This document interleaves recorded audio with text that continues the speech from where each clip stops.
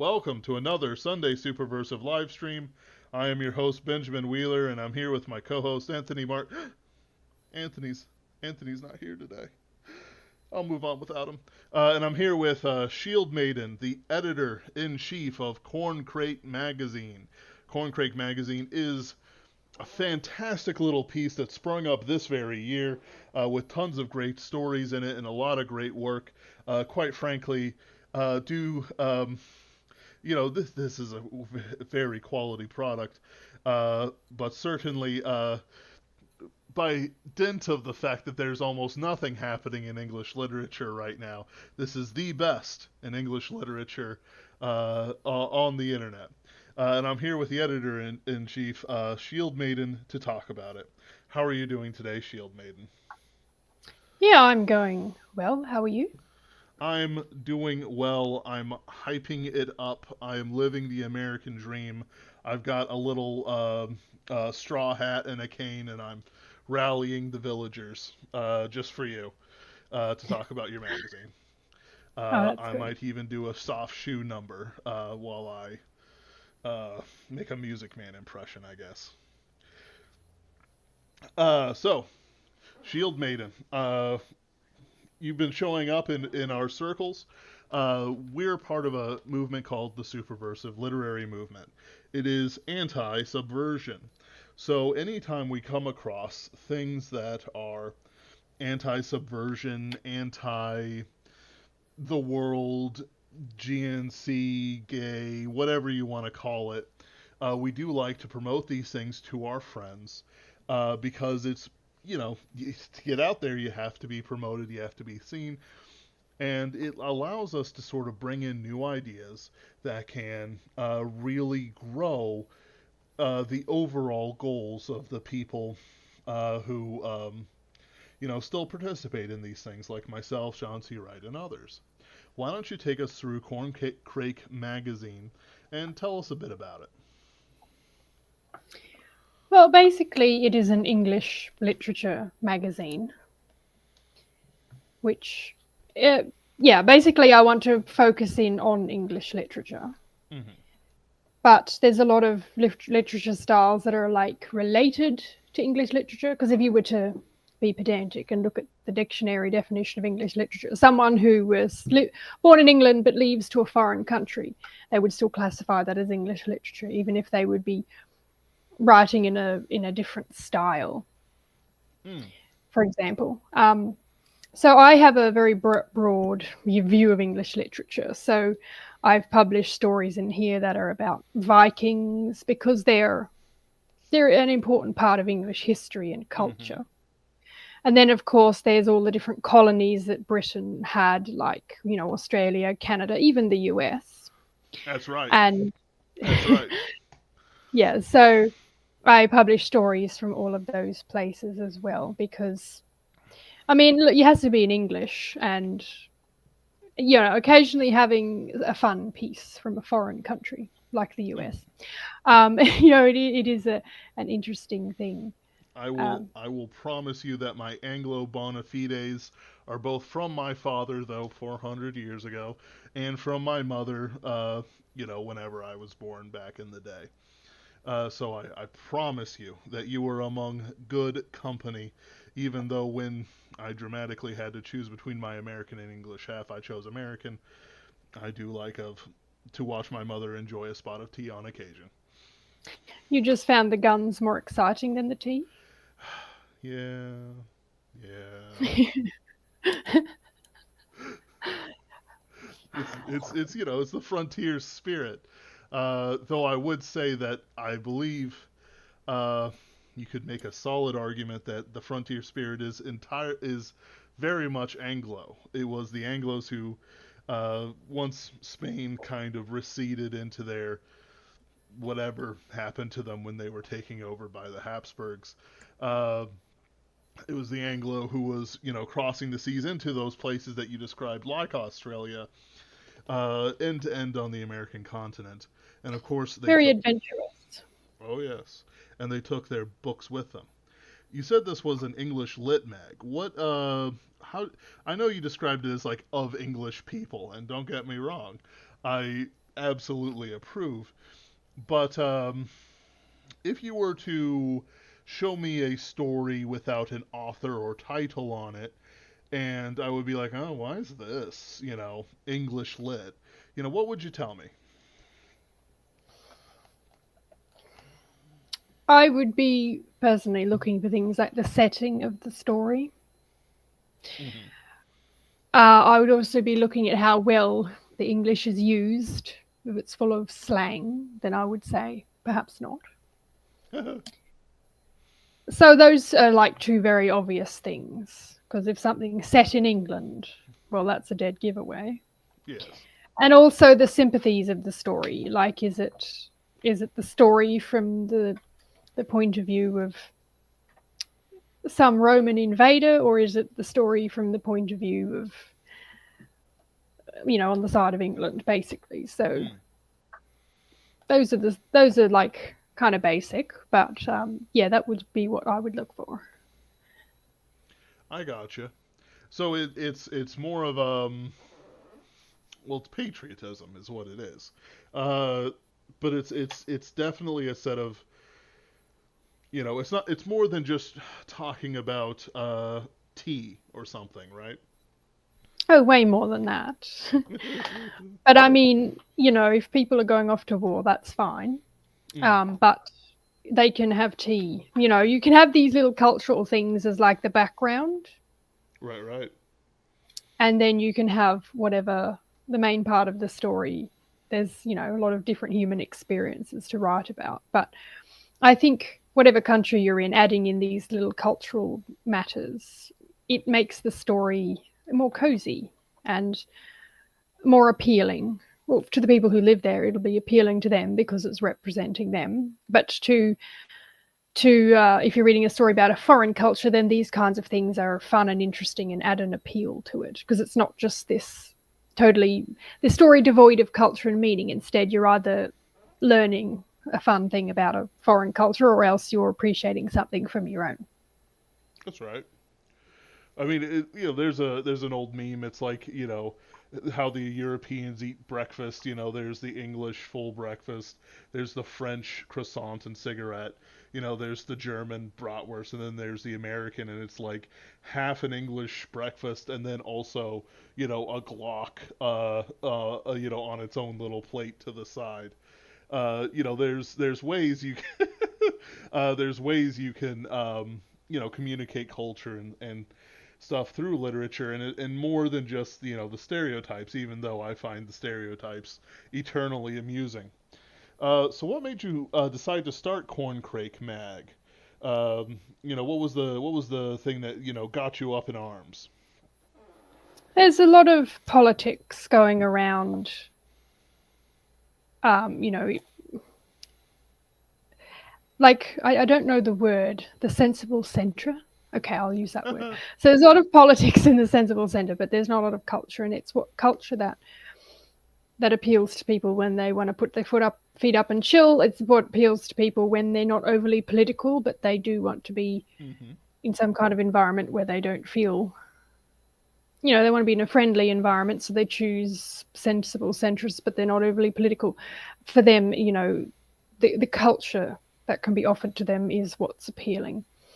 So I think there's a place, not just for my mag, but for a lot of different cultural things to go on Hmm.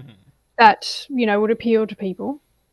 So with my magazine in particular, when I was a child, because I was raised kind of like Amish, if anyone knows what a Mennonite is, that's specifically the religion. But I say Amish just because a lot of people don't know what a Mennonite is. I mean, So with them, I, don't you worry, I'm surrounded by them. Send help.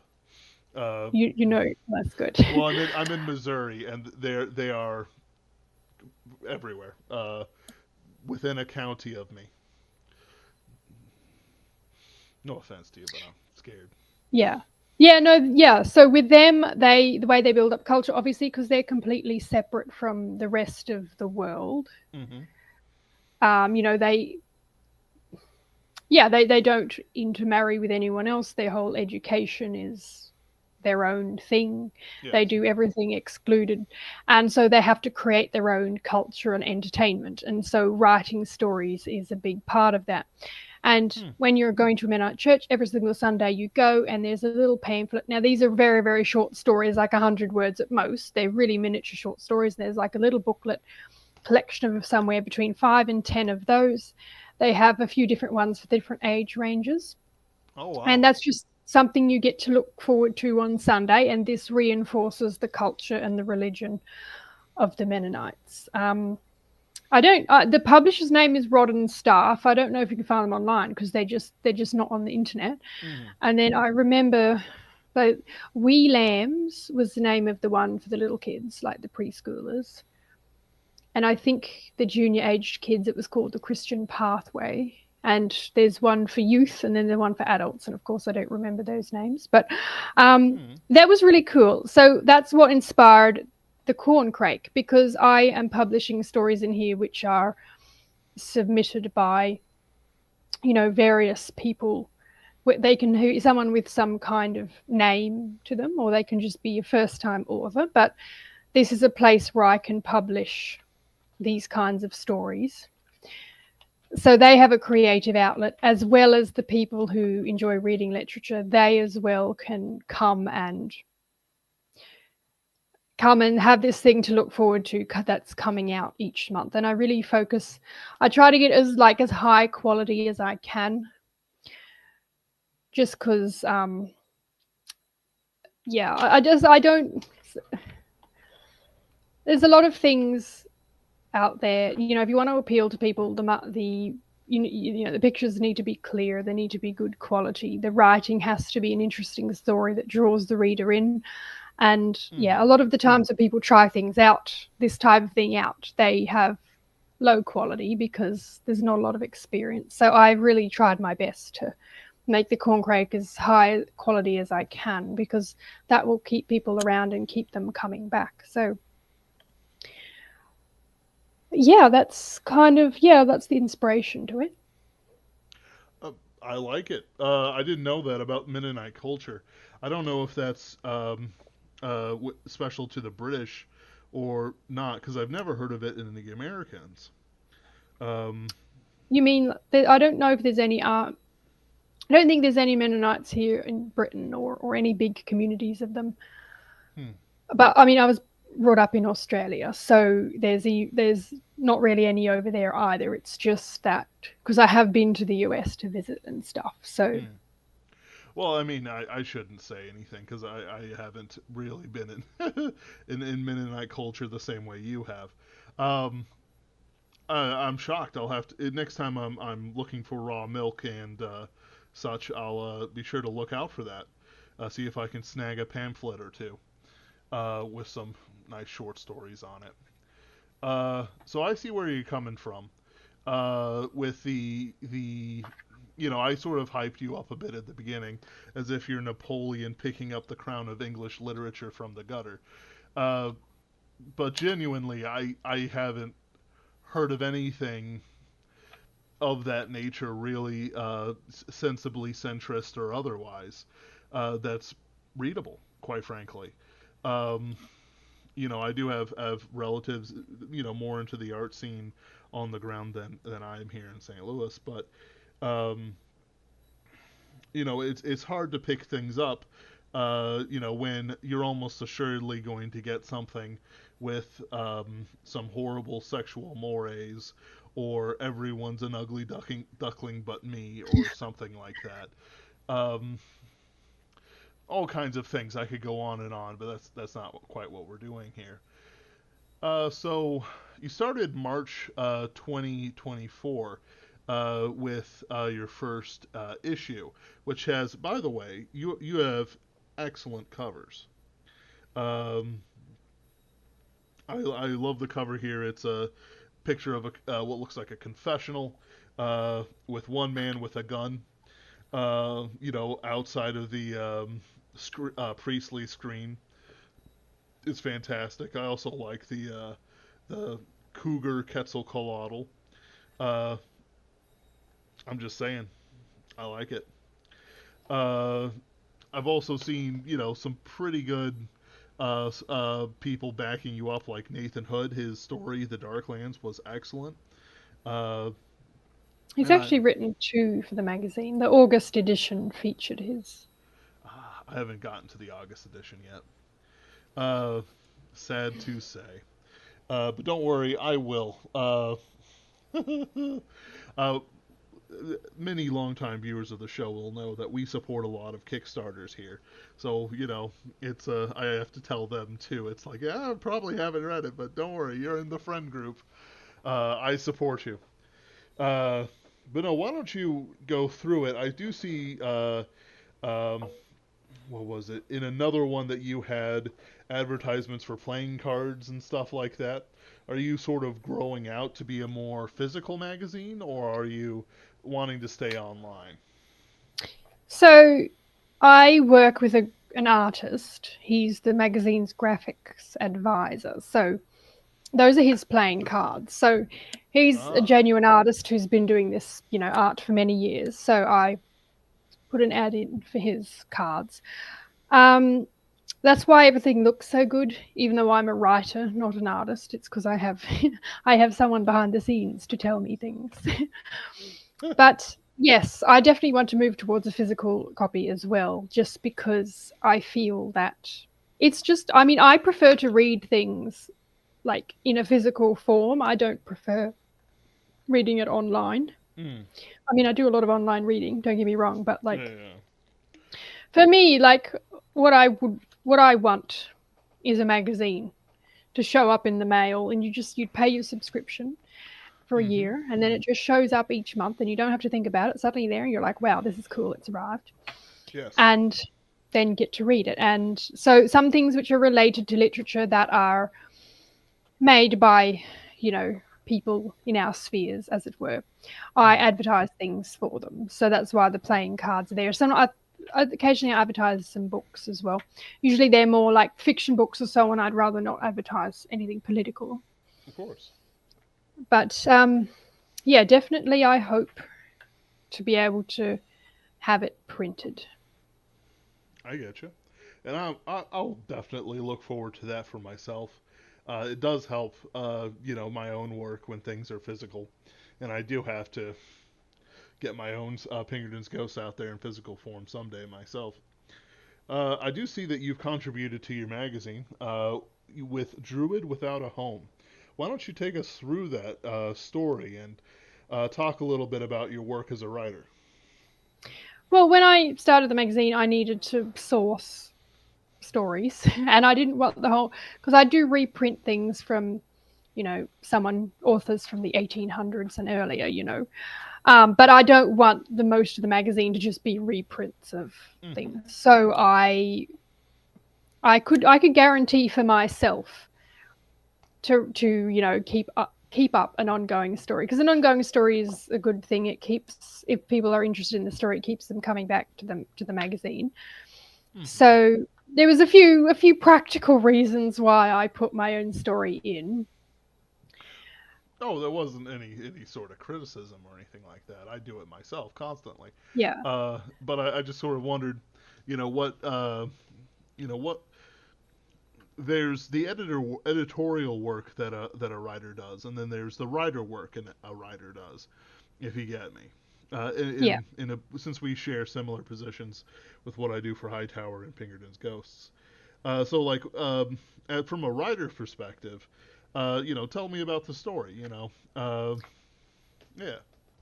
Well, when Amazon announced they were doing Rings of Power, I knew from the beginning it would be shit, and look, it is. So I was Didn't need writing a a fan Palantir for that. at the time, I was writing a fan fiction about Lord of the Rings. I thought, I can put myself in Tolkien's shoes. I can write this as honestly and as realistically as possible. Hmm. But when Amazon did this thing, I thought, this is an abomination. And I thought, well, maybe some things are left unanswered. I will not do this anymore. I will make my own unique thing. Mm-hmm. So basically, that's what I started to do. I actually have a novel and a half written. And then Oh, I nice. decided to do some short stories. So I took a character from the novel the main character of the stories in the magazine. His name's Dagor, and I just started writing short stories about him because the stories kind of come one after the other, but in the same time they're not continuing with the plot. You can arguably read one by itself. Because I was just wanting to just not have the pressure of, keeping up with a really long story. I just wanted to write these little short stories. So that's what I did with Dagor. And I have dragons in there and I have megafauna in there because I'm a big fan of megafauna. So What's your favorite megafauna? Well, there is basically like an Australian lion, but it's not a lion, it's a marsupial because it has a pouch. And it is closely related to koalas, or it's closer related to koalas than anything else. Yeah, some of the megafauna is really, really weird. And there's also like a land crocodile, so it would be like longer legs than a normal crocodile. It would run at you across the land. That's terrifying. Like at the speed of a horse or however it ran. Like you could, this was fascinating to me. And then, there's an Australian animal called a goanna, and it can get really, really long, right? Yeah. But they had another one, and it would literally be, I don't know if it was like 6 meters long. I don't remember the measurements properly, but it would literally be the height of a large dog. And yeah, let's go with the length of a crocodile. I think crocodiles can get up to 6 meters long, can't they? Yeah. So yeah, imagining it's the height of a big Irish wolfhound, and it's 6 meters long, and it's a lizard, and it can run at you. That's terrifying. Exactly. So I thought my story needs this. And yeah, so I've added these things to my story because I know I like dragons. There's a lot of dragons, and my main character meets a lot of dragons. But I wanted to add the megafauna as well because it's something a bit different. I don't think megafauna is appreciated. Like fantasy always has dragons, and dragons are cool, so no judgment. And then in real world, we all love dinosaurs. But megafauna are kind of mistaken and not noticed as much. And to me, they're really, really fascinating. Right. I mean, yeah, no, they're great. I myself am a big fan of the woolly rhino and the woolly mammoth. I can't go wrong with the classics, and especially since it's kind of majestic instead of the 18-foot plus 20-foot plus lizard sprinting at you at the speed of a horse. Hey, they're fun. They're fun until you have to win a foot race. Hey, they all died 40,000 years ago, so we're safe. Australia, though, all you need to do is tick off an aborigine, and then they're sending one through the long ago dream time at you. I'm certain of it. I would actually be here for that.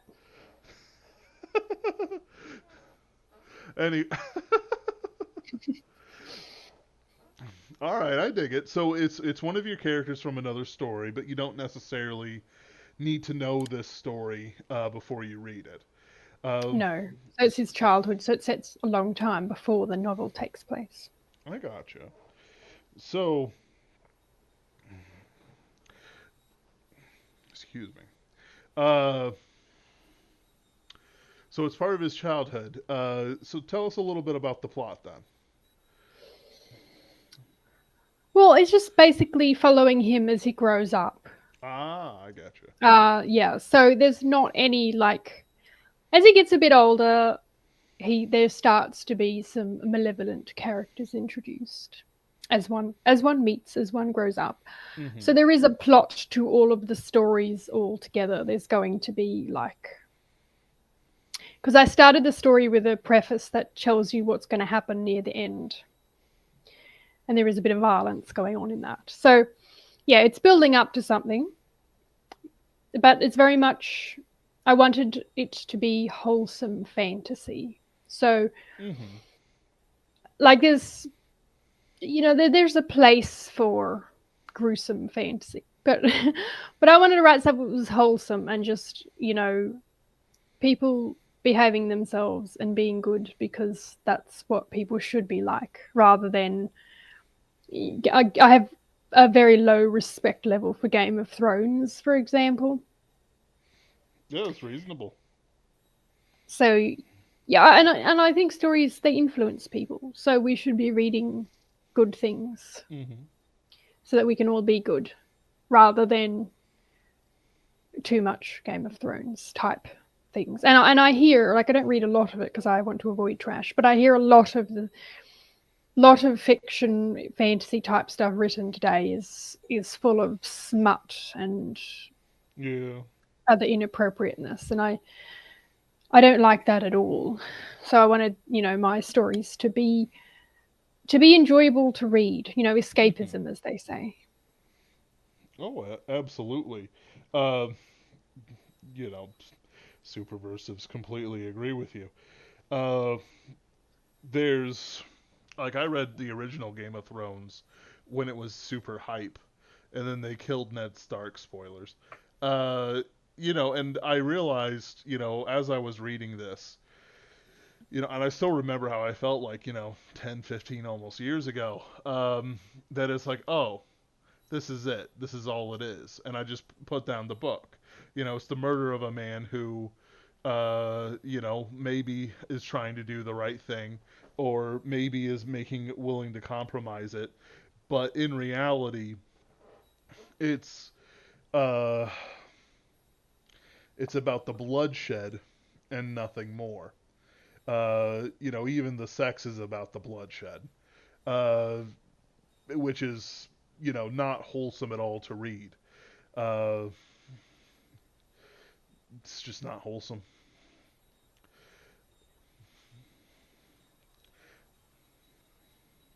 Yeah, not much. I wish I could go into more detail with Game of Thrones, but quite frankly, like from an author's perspective, whatever actions people take in that, um, they do only come down to the fact that uh, um, you know good men die, people die, and all this jazz, but it doesn't solve anything.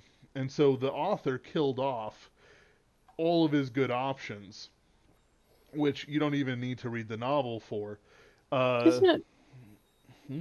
I get the impression with something like Game of Thrones, and obviously I've not watched all of the movies or read any of the books, but I get Hmm. the impression it's like it's just entertainment to titillate or horrify the audience. It's not there to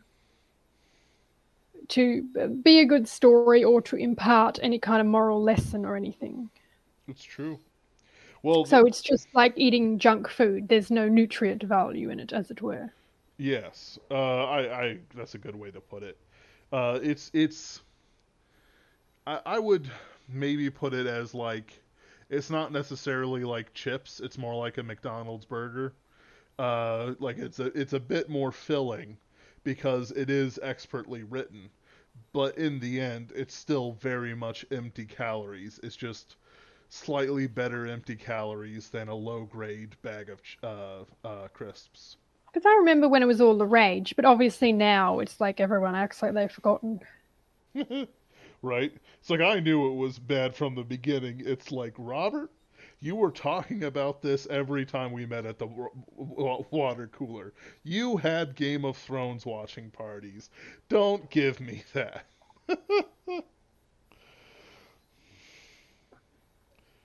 I don't know if you've ever come across that sort of thing. I fortunately didn't know anyone who was overly passionate about it, so. Yes. Very good. Uh, is this? Says it's live. We're getting viewers. Okay. Yeah, no, we're fine. Uh, yeah, no. Well, I was just talking about it in general. Like it's like the fickleness of the mob sort of thing. Where they might have portrayed it up as this great thing. Well, the previous Ozymandias was like 50 Shades of Grey, and there's a new one that's gaining steam apparently. That's of the same sort of smut value. and then there's probably going to be a new one in 5 years or something. Um, so it's an eternal cycle that goes on and on and on. And of course, it's what people are paying for, unfortunately, with their time and views and HBO Max subscriptions. So the Corncrake must be an alternative to all of this. It must. It absolutely must. Uh, there's, yeah. I mean, I mentioned this before, to you about, how we do try to promote authors and stuff for this. It's to sort of not let us be drowned by Game of Thrones stuff. There is a lot of like good authors and artists too out there. It's just that they're all hidden away, Mm. and that vexes me. I mean, I'm not. It vexes me because they have such talent and skill, and such enthusiasm and such creativity, and it's really good creativity as well. Mm. It's quality work they're producing, and yet these things wouldn't see the light of day. There's no outlets for them, and people can try to start their own Substacks, but to get one of them to be successful, you have to work at it a lot, and obviously a lot of Mm-hmm. people's lifestyles doesn't allow for that. And then of course you have to work. You can't just be an author or an artist. You have to be like a marketer as well. Mm-hmm. And it's just a bit much, I think, for most people to do. And yeah, one of the reasons I was hoping that the Corncrake would be able to help people with was, getting people's eyes on the work of these people in a much quicker and easier way than the hassle of a Substack. Because if I've got a regular readership to the mag and they see a story that someone has written, immediately that person can, have their work read. And if they have their own, people can seek out their name if they want to read more of their stuff. Right. But obviously, that's a whole of a quicker way. And the same with artists as well. When I put their art in the magazine, it's reaching a new audience. And if people like their work, they go check them out online. And if they're selling stuff or if they're looking for followers, then they get a lot more attention. But yeah, so Mm-hmm. hopefully I'll be able to help a lot of people with that kind of thing. Oh, absolutely. It's one of the things that we're sort of moving towards, but we don't have yet, is things like aggregate sites, sort of Yeah. central hubs where we can go through it. Man's World is slowly becoming one. We try to be one in a sort of week by week basis with this Sunday Superversive live stream. There's also, just work of other people that we're sort of like seeing, like other little sensibly centrist adjacent subcultures that you can kind of bring in. I don't know if you were aware of the Iron Age movement, but they came out of sort of the Comicsgate crowd, and even though they produce a lot of stuff, and pretty decent, they tend to be very fractious and divisive, and it sort of is hard to kind of promote them because you never know what's going to happen the next day. And Sounds a bit volatile. yes, and even though some like John Delaroz, who has been a friend of the show in the past, sticks around and he does great work, absolutely amazing work. It's hard to kind of corral him in for something like this without there being, I don't know, drama or something like that. Um, but it's we need to be more than just dramatic. There's work to be done, and we don't get a Yeah. legacy if we don't build it. Mm. Excuse me. But yes, I'm actually holding a physical edition of the Corncrake. There's an event here in England called the Witten, Mm. and so the theme of the Witten this year as a new order. So basically, I got in touch with people. I asked them if they wanted to submit something along with that theme, and put together like a special collector's edition of the magazine for that event.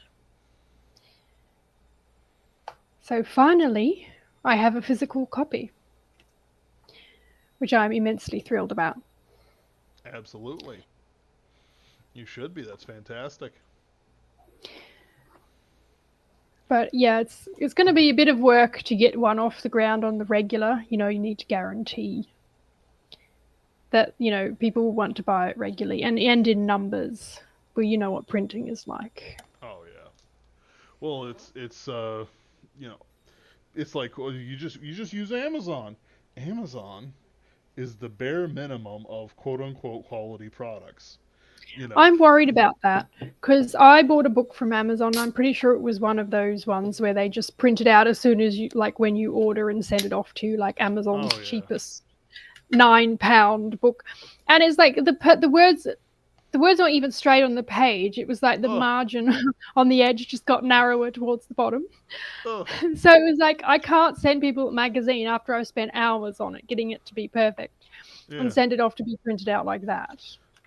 Yeah. There's a that's a whole sort of like subculture thing where it's like they just pump it out. Usually it's like a Chinese or Indian or something like that, and it's just a mill. Like it's absolutely worthless. For any good reader, any good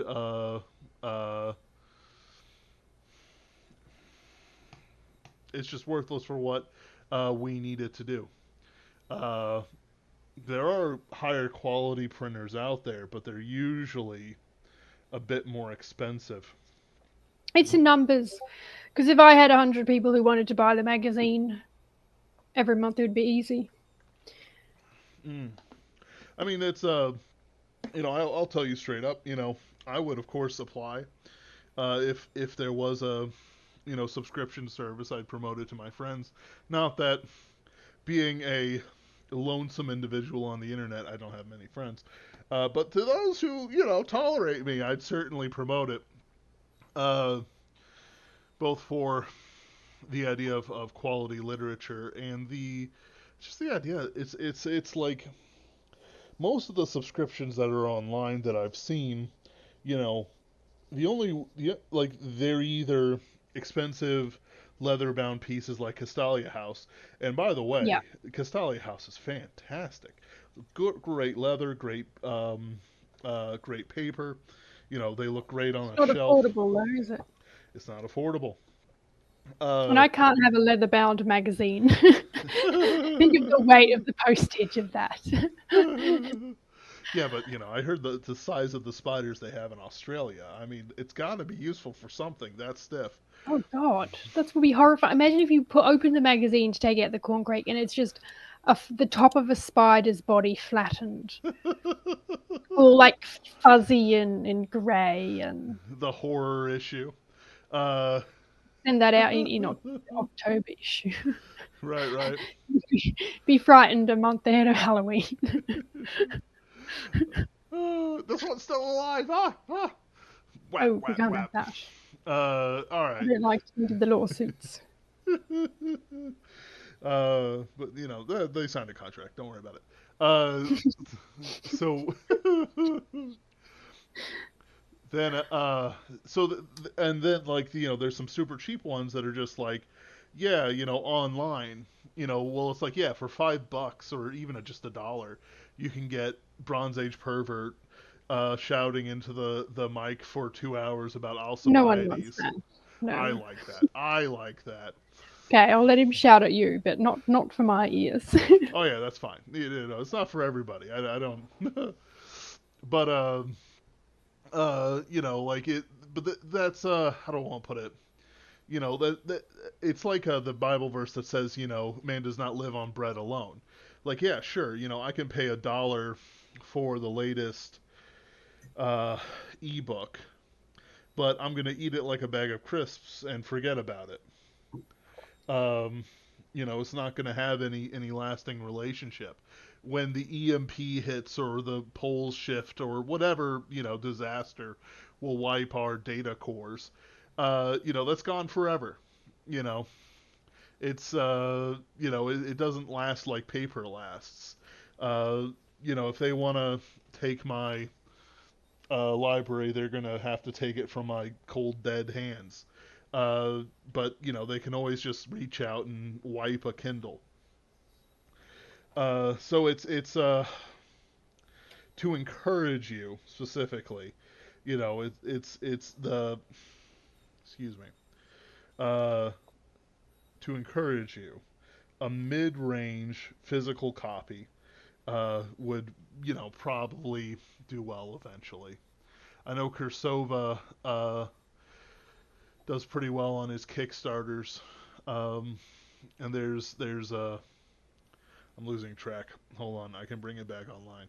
Uh, what I'm trying to say is that we are moving into a space where mid-range sort of bespoke things, would be more appreciated.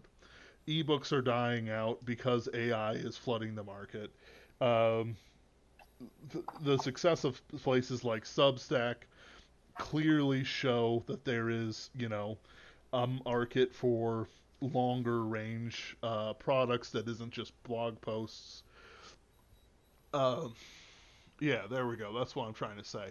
Is that I feel like we're moving into a spot where like the magazines are gonna make a comeback. Does that make sense?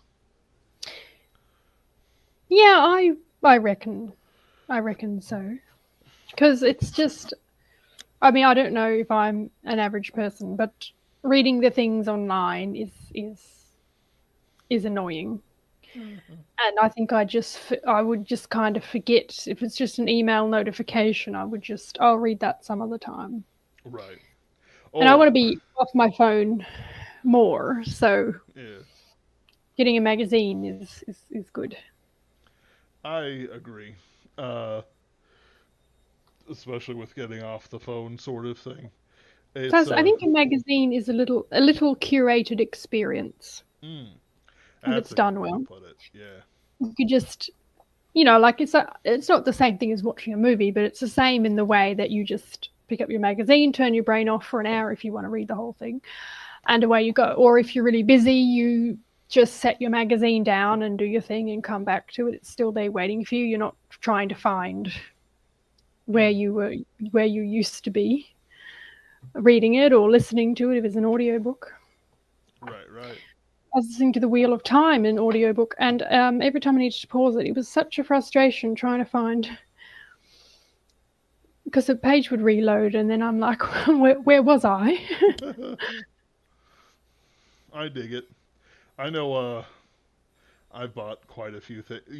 Despite my speech earlier, I've bought quite a few things on Audible, and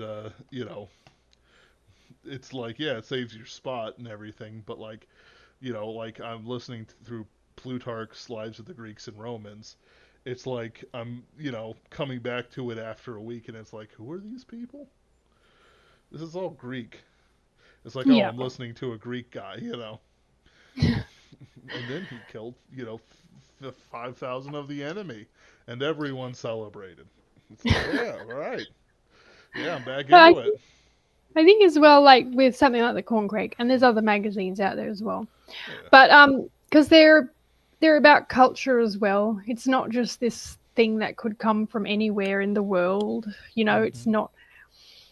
It's not someone of Asian extraction, born in Iceland, raised in Brazil, went to university in the US, and is now in Hawaii writing a story set in a fantasy, half Hyperborean, half medieval world. There's no there's no grounding to that.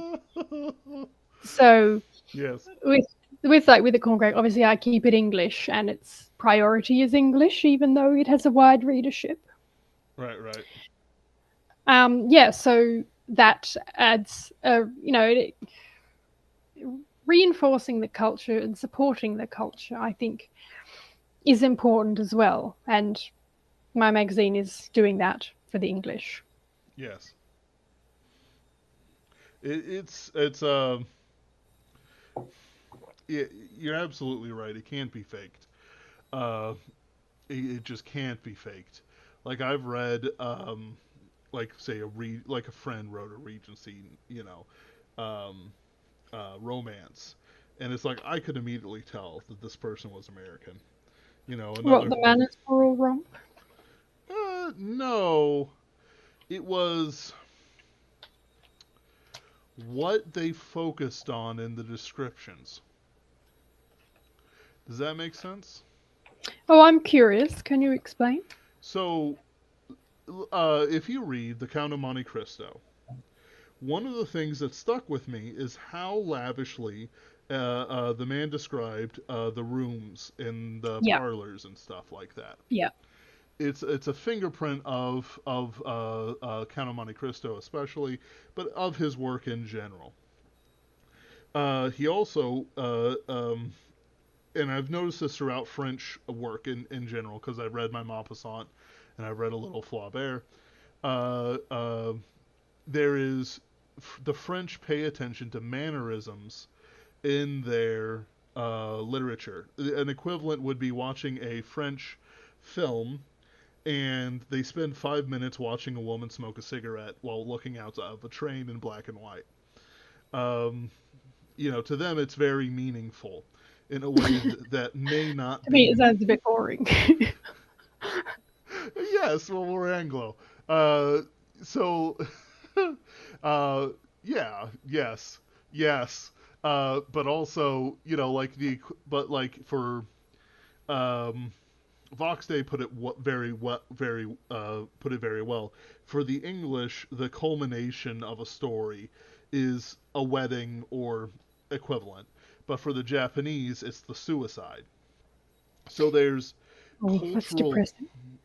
not for the Japanese apparently, but maybe it's a relief for them. No more anime, thank God. Pardon me, I shouldn't have said it like that. But uh, so for an American, uh, one of the big themes in our main souled literature is putting things to right. It's not just like doing what's right.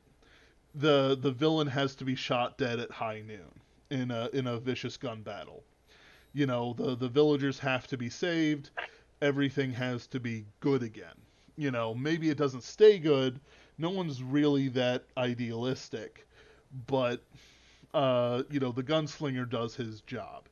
Or the detective, saves the woman and she and the former gangster's kid or whatever that she was the husband of and tried to avenge is off on a steamship while the detective is nursing a gun wound and a bottle of scotch. Things aren't improved really, but it's not as grim as it used to be. There's styles within the American spirit that speak to the American spirit. I'm not Yeah, here just to exist in a space. I must make this space better. So, going back to the Regency romance, um, I called it a Regency romance, but it was just of that style, I guess. There were dragons and crap in it. Uh, um, okay. but the focus wasn't just on, shall we say, like I don't want to just call it clever wordplay, but in English, in sort of the English style, would have a big focus on the conversation, how these characters are interacting, what's their web of polite niceties, how do they interact with each other when they're relaxed or when they're with other people. People like to read Pride and Prejudice. Well, yeah, but that's the quintessential novel of that. There's also focuses on class and distinction that an American wouldn't notice or care about unless they're told to care about it for 5 minutes once in their life. Please don't embarrass me. So, like my mother is English, and she is aware of class, even though she's relatively broad-minded, but she's broad-minded in a metropolitan sense. So she cares about the conversation, how people interact with her, and all this jazz. But maybe she doesn't want to hear redneck stories about hunting, trips, no matter how polite she is. You know what I mean? It's Yeah. it's there's things that they care about that are uniquely English, like a fingerprint. Uh, Whereas in, say, an American style, even the idea of focusing on them is alien. Do you remember any examples from the book? Uh, what was it? So there were some officers talking, and rather than having a natural flow to the conversation, she cared about rank, but like a club instead of a scalpel, and not when it would necessarily make sense. So, this was many years ago. So I wish like they were talking about the enemies moving this side. Oh yes, we'll see them on the morrow. I just hope we can have lunch first. Some clever repartee, and then it's like, oh, it's Lord. I can't remember. Uh, he has this and he does that, and it's like, oh yes, sir, yes, sir. When in reality, the character, how do I want to put it? In Pride and Prejudice, uh, uh, ooh, no, I can't remember the name of the Bingley. It's my recollection that Bingley is the highest class person there, and then it's his, Mr. Darcy. isn't it? No, isn't it? No, Mr. Oh, so Mr. Darcy's on top, and then it's Mr. Bingham. Yeah. Yeah. Okay, Mr. Darcy, then Mr. Bingley. okay, I gotcha. Thank you. Because I was getting it backwards. And I might need to reread that because I haven't read it in a long time. There's Mr. Darcy is so high up that he doesn't need to be polite all the time. However, he still needs to show up at the parties when enough of his friends show up at the same time. Does that make sense? But yeah, but even if though he's not has to be polite, he still is. Like you'd never see him chewing at a table with his mouth open or swearing in front of women. You wouldn't. Oh yeah, He's yeah. still polite even though he's not polite, kind of thing. Yeah, like it's the American in me coming out like a werewolf. But it's like he's still, of course, the English. This is the equivalent of a wrestler running up and smacking somebody across the back with a folding chair. But like he still like gives Elizabeth Bennet a cold shoulder, right? Uh, but at the same and he would never like say be get away from me or whatever, like he's a common gangster.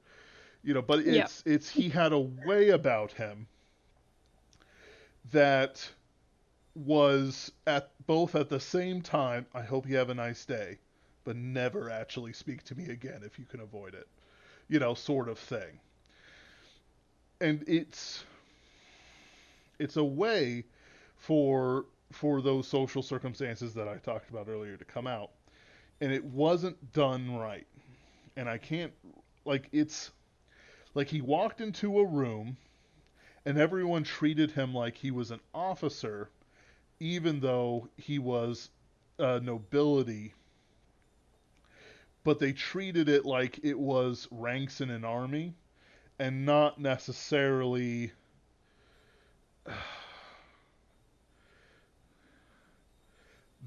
Okay, I got it. The structure was too rigid to be from somebody who understood the class dynamics. Does that make sense? Yeah, it does.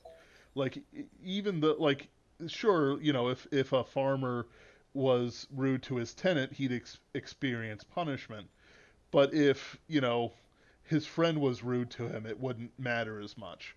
Or if some ruffian on the street was, disrespectful, it wouldn't matter as much. You know what I mean? It does. If this is like a scene where you're planning out a military battle, Yeah. obviously I know nothing of these matters, but isn't it a bit weird if people are just yes sir, no sir? Like, Yeah. aren't these people selected to have opinions? Yeah, and that's what I'm trying to say. Like uh it's like not necessarily about the opinions part of thing, but it was like the person didn't maybe I'm picking up on multiple things at the same time and then badly remembering it because believe you me, if I have a bad memory for this stuff, whew, let me tell you all the things I've forgotten. Oh wait. Uh when you're doing like a war scene or stuff like that, you do have scenes where it's like I'm the stupid noble and we're going to charge in dumb and die. But the thing is that like I'm reading real histories here. Well, they didn't charge in and die when it was stupid. That was totally just a, like the what is it? Uh the charge of the light brigade. Like there was a reason the light brigade charged, and it wasn't as stupid as the poem said. Those cannons were tearing them apart. They needed somebody to take care of the cannons. If the person did a bad strategic decision, they did a bad strategic decision. But it's like there's like Caesar, Julius Caesar himself, late in his career, as in he's already won just about every battle he's ever fought except for like two, you know, gets surprise attacked by Pompey, and he can't rally his troops, uh, to turn about and stand their grounds and stuff like that. Uh, it's like if Julius Caesar himself can't, have his men turn about and face the enemy like men, you know, I don't think some quasi inbred, stiff lipped, whatever, who would get shot in the back at the first opportunity, and then be like, oops, he was running from the enemy. Oh, this is pity. Real pity. He couldn't use the fact that he's, a duke or whatever to force people to do anything. Even in a quasi military thing, because they can just say, I don't think the general wants us to waste 2,000 men in a dumb charge. But so like rather than using this sort of thing as a scalpel, they used it like a club. And it's hard to sort of get down more into details without the it's I'm just repeating myself. It must have been a funny read for you though, if you understood, Yeah.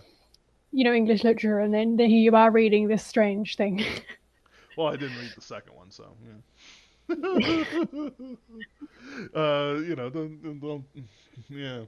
Uh, but yeah, no, like there's fingerprints to these things. There's a spirit to them. It's important to keep to it. Where I'm fumbling to describe something, uh, it's if you were to read it and if you were to actually think about it and what you knew about, you know, how things work, both in the military and how the classes interact with each other, it's like you would, it's not all like anime. I'm the princess of this, so you'll do what I say.